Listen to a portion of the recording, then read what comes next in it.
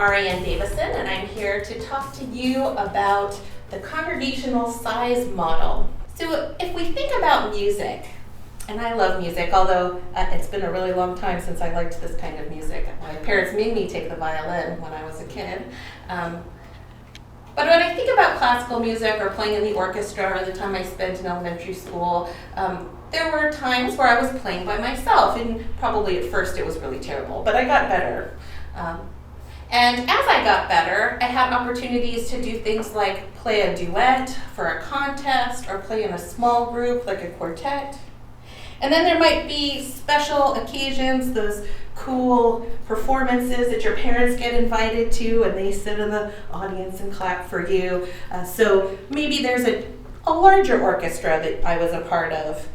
And only very occasionally did I play in a group that was very big, a mixed group, like maybe for the Christmas concert, I would be like way back here because I wasn't that great. So I would be like here in the second violin section. But there were other kinds of players. There were first violins, second violins, cellos, basses, brass, woodwinds, and even perhaps a choir if it was a special occasion, a symphony, we call that. So the thing about music is actually music can be beautiful if one person is playing it, a solo perhaps. It can be beautiful if four people are playing together, especially if they're listening intently to one another. And really, if you play in a quartet, you're really paying attention to each individual other person in the quartet. But after you get big enough, like my high school orchestra, we had to have a conductor. Someone to help us know when we were supposed to come in because there were so many parts to play and we each had a specific part. And then sometimes when we would do those big concerts, not only was there a conductor, but actually different leaders. You know, the band teacher had to make sure that the band had the right music, and the orchestra teacher had to make sure the orchestra had the right music, and the choir teacher to make sure the choir had the right music, and then we all had to practice and learn how to play together. All of them made equally beautiful music. We were in high school, so it probably wasn't that beautiful, but we all made equally beautiful music. The thing that was different, though, is how that music was heard, how we planned it, how we executed it, how we listened to each other while we were playing it. So really then, for each of these sizes of musical groups, all of them could be beautiful, make beautiful music, could work well together or not. And the same is true about churches and our congregations. Churches of any size can be more faithful, healthy, vital, and effective. But it's true that size does change how we interact with one another. Not what we can do, but how we interact with one another. So, when you think about congregational size, and it might be helpful at this point to turn to the page in your book because this is actually a big chart if you have a book, or when you are thinking about this, to look at this diagram because I don't think it's going to be as helpful on video, but please do look at it because there's a lot of little type in it. But congregational size as a model really suggests that the size of a congregation affects the number and type of human resources, how much money you have, what you can apply to your mission. So a little church has a different number of people who can feed the hungry than a church that has a $3 billion budget and staff whose job it is to train people to feed the hungry. Right? Both people could feed the hungry, both congregations could, but the number and type of resources applied is different. It also impacts how and when we interact. Perhaps if you're from a smaller church, you would know when we get together on Sundays, pretty much we can make any decision that affects the life of our congregation because everybody important is right there every Sunday. That's not true if you have a congregation of 1,000 people where only 30 to 50% show up on any given Sunday, and all of the stakeholders may not necessarily be there at any given time. It also might impact the types of roles needed for the congregation to function optimally. So how we understand the role of the clergy person, what a warden does, what a bishop's committee member does, what a staff person does. All of these might change as we change size. our size is also going to affect how and when we communicate with each other. If your congregation is 10 people, again, it's pretty easy to just be in a room together and make a decision. It's much more difficult when you have 1,000 on a Sunday and a membership roll that's 2,000 to communicate with everyone and make a decision quickly. Doesn't mean you can't make a decision. It means it's going to take a really different process than sitting down for 5 minutes. It also is going to affect how and who plans congregational activities. Right? There's things that we do together as a congregation, but if you imagine in a small congregation, it might be easy to plan something that everyone could be involved in. I could just check in with you and say, Phil, are you free on Friday? Alyssa, are you free on Friday? Plan made. Right? If we were in a congregation with 2,000 people, we would need surveys, we would need a group to make a decision, we would have to accept that not everyone could be there. We might also have additional events happening at the same time that we need to accommodate in our large campus. How and who plans congregational activities is affected by size as well. So this is the closest I could do to reproduce this chart for you, because again, it's a lot of tiny print. But these are the most important parts of understanding the size model. The first is that we measure size using a figure called ASA, or average Sunday attendance. And this is sort of if you average out how many people are in your church on any given Sunday, you add them all up and divide it by the number of weeks.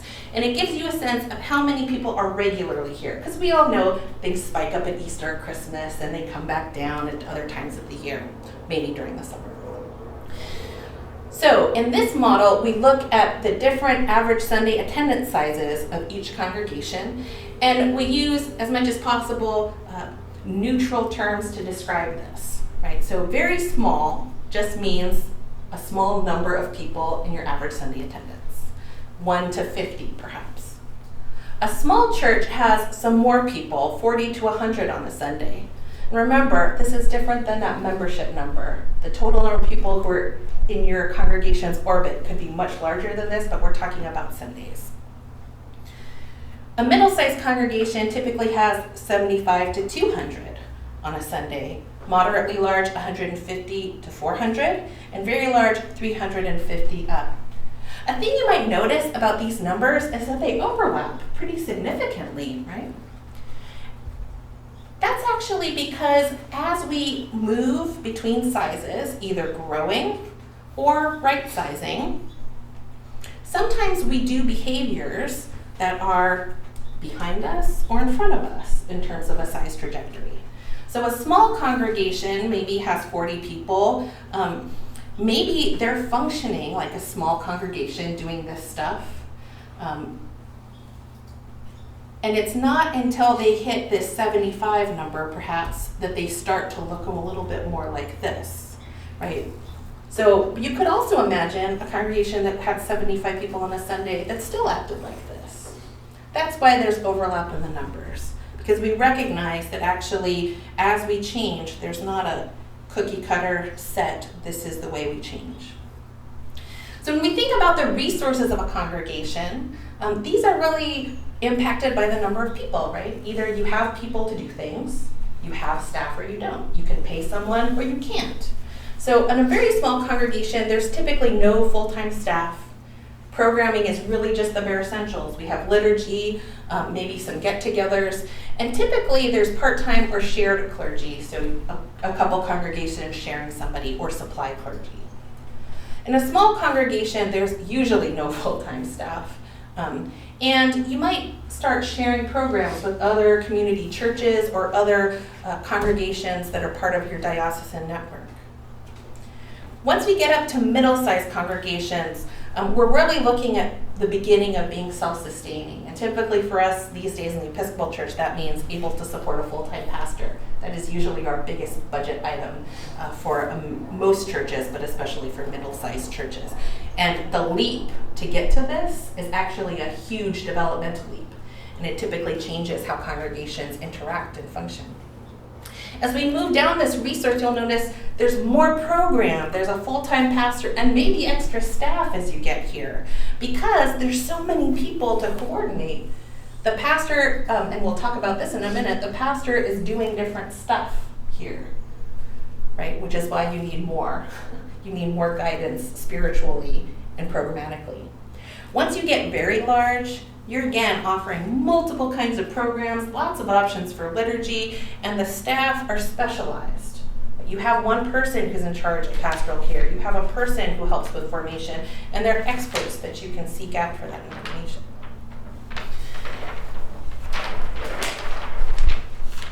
The interaction style of congregations changes as they grow as well. So in a very small congregation, and really all the way here, we're looking at pretty tight-knit groups, small groups of people in the group is the group. Like there's no need to have a subgroup with 10 people. You don't need that many cliques in a 10-person church. But what it means is most people know each other. In my experience, this is actually one of the most painful things about growth. Working in small churches that are kind of pushing towards middle-sized, is that there's this sense that everyone should know each other. And especially the pastor should know everybody. So one of the big things that's difficult as we kind of shift roles is that once you get up here, it's impossible for the pastor to know 1,000 people the way a pastor could know 50 people. It's impossible for us to know every other person in the congregation. And so actually, growth, that is one way growth can engage some grief in our congregations. I think someone had an example of the change of interaction style or how size impacted interaction style.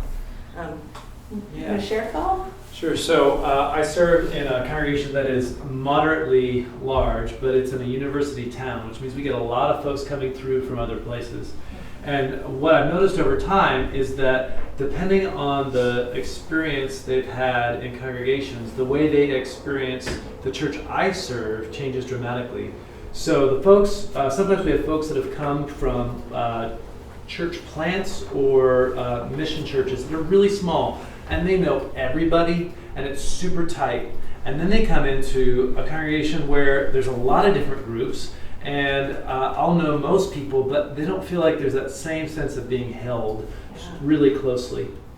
And sometimes we'll also get folks coming from very, very large churches, and they're surprised, in a way, that the pastor can know most people, because they're used to nobody knows everybody, and they find, ironically, more of their sense of togetherness is not in the whole, but it's in a tight-knit group, but there are 20 tight-knit groups rather than just one. And so part of our goal here at CCD is to build practitioners. Is to build practitioners. So an important thing to know is that these interaction styles, you can pay attention to the changes, and you can create groups that have that sense of tight-knit feeling and being held on that large scale. It just takes organization and a specific plan. So even those things that feel like grief, if you're aware of them, if you're using this model to think through your growth, you can actually plan into that. Plan small groups, or plan some sort of affinity-based system so that people can have that sense of being known and interacting with clergy or spiritual leadership. Notice too that the organizational roles change over time. So in a very small church, really, you don't need to have 10 leaders if there's 10 of you. Well, we are all 10 leaders when there's 10 of us. But you have to pick a direction. It actually becomes really ineffective if we're going in 10 different directions. So it's really a small group of people set the direction in a very small church. And each person is going to have a lot of jobs. So I've served at churches particularly that have downsized or right-sized. And one thing that can actually be really exhausting for churches that are right-sizing is that there's a handful of people doing a lot of work. And if they've been in the church a long time, it also means sometimes they're physically getting tired because they're aging. And so a thing that can happen is people can be burned out as if their church is shrinking. If you're putting on church for 200 people and there's 10 of you, that's exhausting. In these very small congregations, clergy are mostly focused on liturgy and maybe secondarily pastoral care. The most important thing a clergy person does is make sure church happens on Sunday, but there's not very much time for other work. There's not a lot of time for the kind of development we're talking about sometimes, and so here at the college. So it's important to know that what the clergy does actually shifts across this model, and what you think a priest is supposed to do in your church might be influenced by the size you've experienced. So as you move through very small up to very large, you'll notice that we move from a scale of a few people setting direction and a few people in a lot of roles to a wider group setting the direction, and people changing roles more frequently and being organized into subgroups or different groups so that the people can stay connected to the wider whole. So then if you look at this scale, we go from just a handful of people setting direction to a core group setting direction to elected people, really, and really they have to be elected out of a group of people setting direction, and then the board. And then here we even get to vestries or boards are delegating the work of setting direction to other groups because they're so big. So notice then organizational roles, both in terms of what our job is as lay leaders, but also as clergy, shifts as we change sizes. And so if you're a clergy person, I want to step aside for a second. If you're a clergy person, pay attention to what size you were taught to behave in. So I went to seminary and I was in a church that was this size. Things that work really well or ways that I talk to people in that setting are really different than what works well when I'm in a very small church as a priest leader. I can't delegate things when there's 20 people the same way that I can when there's 400. I can't have like the size of your Sunday school class changes, how engaged people can be, how you plan stuff. You don't just put out the shingle and say, okay, whoever can make it, make it. If you only have 20 people, you're actually checking in with the 20 people to see if they can make it before you plan something. So notice, you have to, as a leader, be aware of what feels good to you and maybe try not to project it onto this congregation where God is at work and where people are fulfilling their commission given by Christ. So try your best when you use this model to think about yourself as well as the size of the congregation, like your own comfort level as well as the size of the congregation. Size also affects how we communicate with one another. So in a very small church, again, it's pretty easy to just talk to each other, talk through a problem, right? Or talk through an issue. And because it's informal and direct, some of the interpersonal stuff is actually easier because I'm just talking to you. I can see if you like my idea or not, right? As we get bigger, we're getting less one-on-one communication, less decision-making and communication within a particular group from the top, right? So the distance between the top and the different groups gets wider. And what that means is we have to use more formal communication to reach everybody. It doesn't work anymore to do like a phone tree once you get to like, I don't know, 1,000 people. The phone tree is less effective. You might want to switch to Facebook or something instead, or email. And so notice then our communication style, whether it's informal, where we just talk stuff out, or it's formal, where we're sending targeted, planned communications that are strategically timed. This changes as we move up this scale.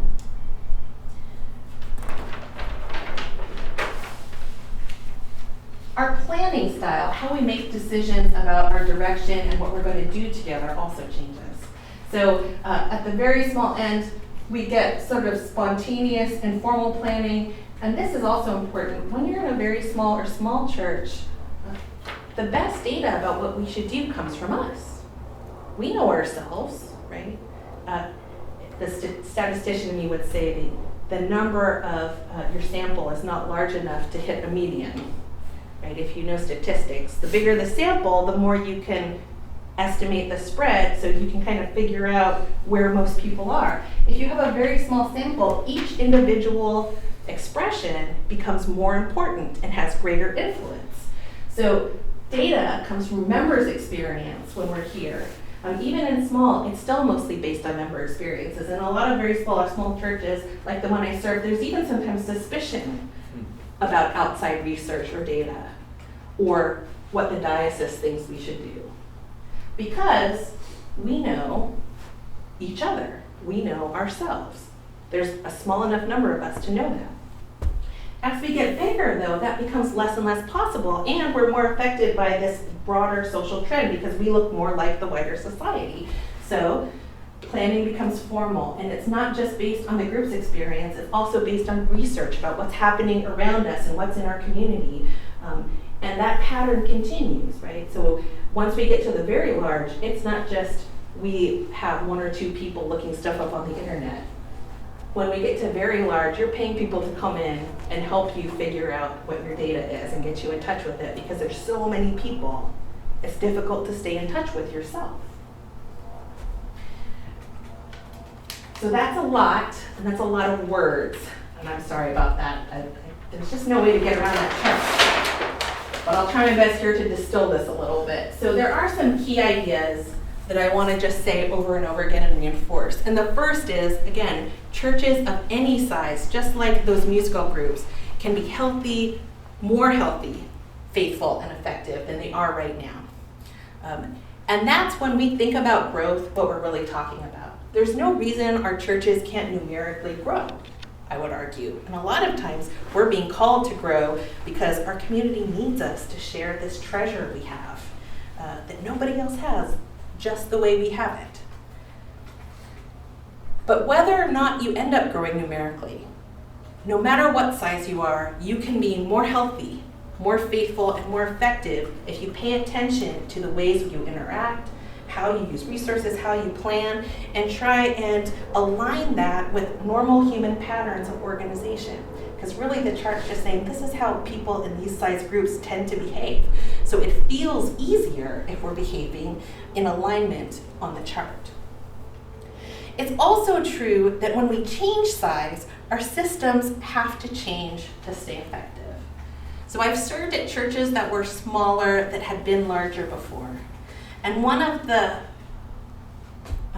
moments of light that I remember from one interim experience I had was talking with a member of the Altar Guild who was just exhausted. She was so tired. Her complaint, which was a tender complaint, is we want to serve God. We want to set the altar right. And the way we've always done it is there's 3 people every Sunday, right, who do that and share the work in this particular way. But there weren't enough people for there to be 3 people every Sunday anymore. And honestly, there weren't enough people in church on Sunday for us to meet 3 people.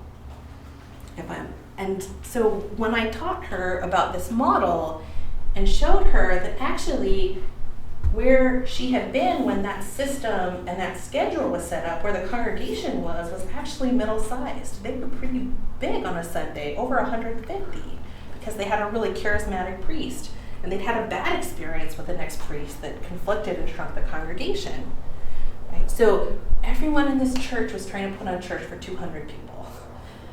And there weren't enough of them to do it. And it was exhausting. And they felt like they were doing something wrong. And it kind of broke my heart, actually.